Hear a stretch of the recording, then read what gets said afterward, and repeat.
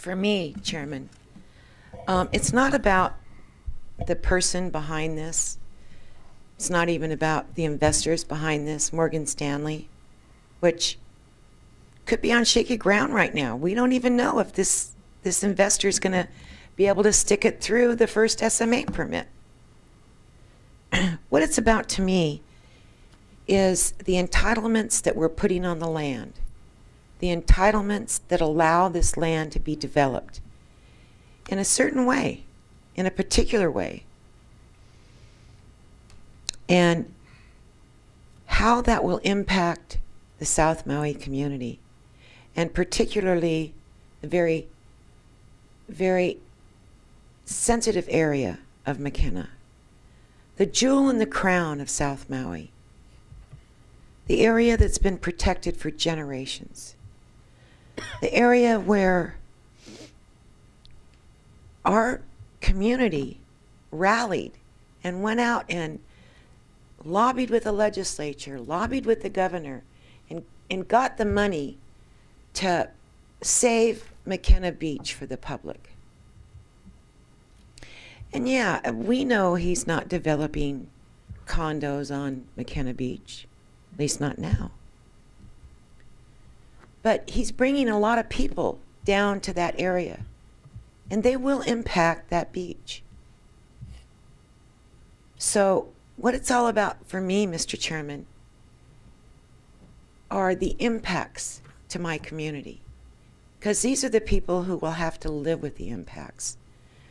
You know, not the residents of the communities of the other council members, but the residents of my community are going to have to live with these impacts on a daily basis in every way, shape, and form.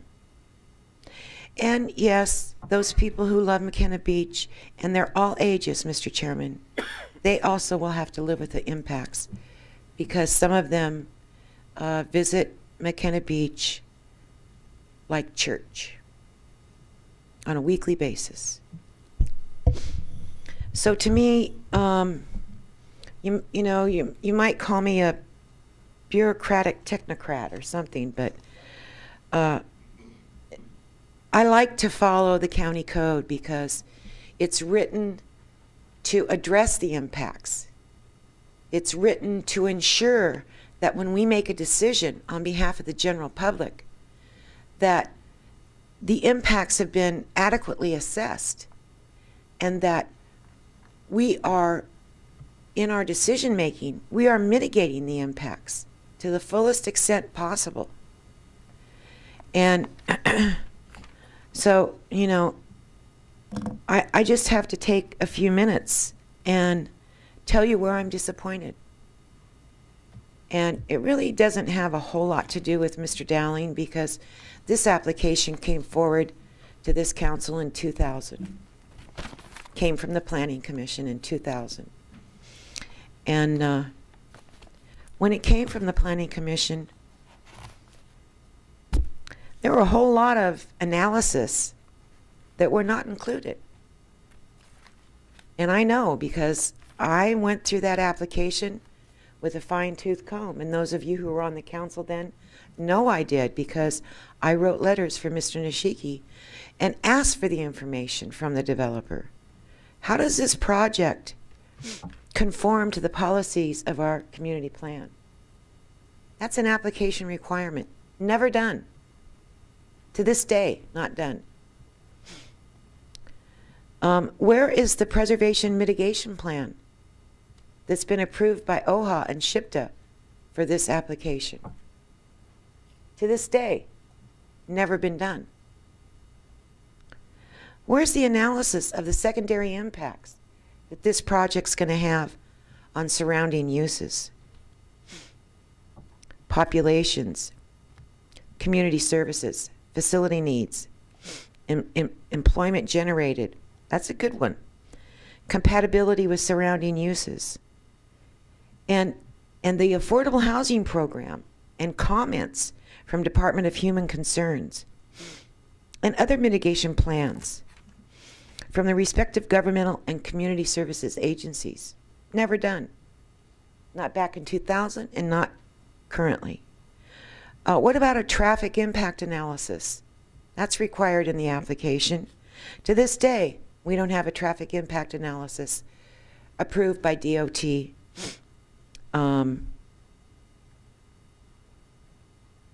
And Public Works.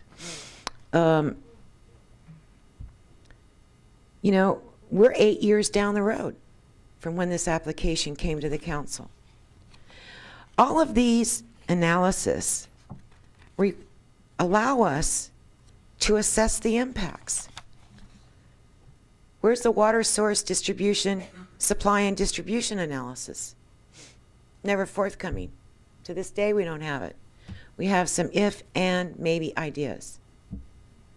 But that's not what our application requirements say.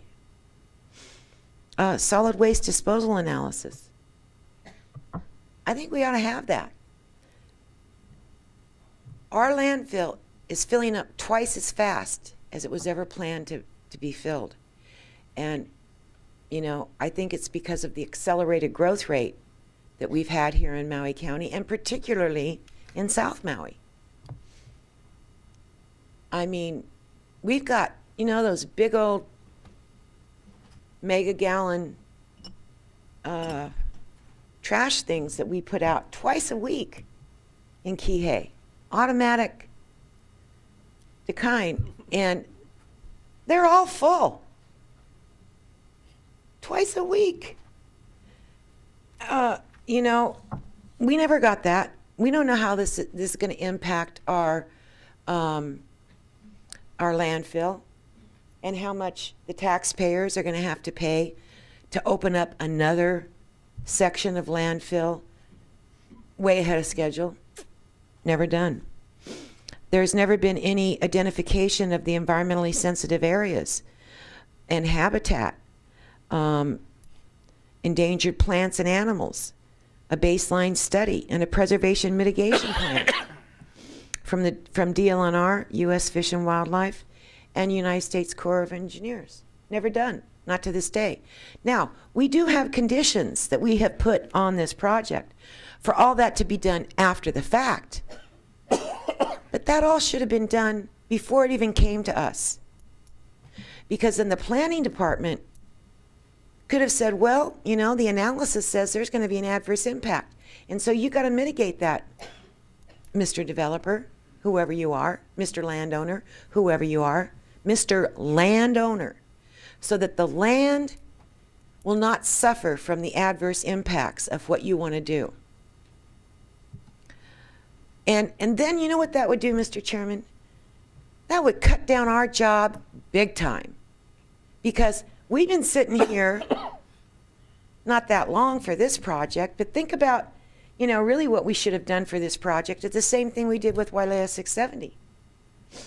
Go through a complete review. I mean, there's members on this board, including me, who didn't sit as council members when this came up, who didn't get the full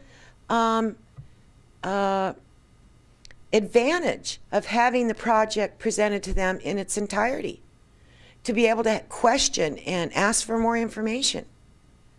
I mean, we're just taking the word that what was done, what, 4 years ago? Is it 4 years ago?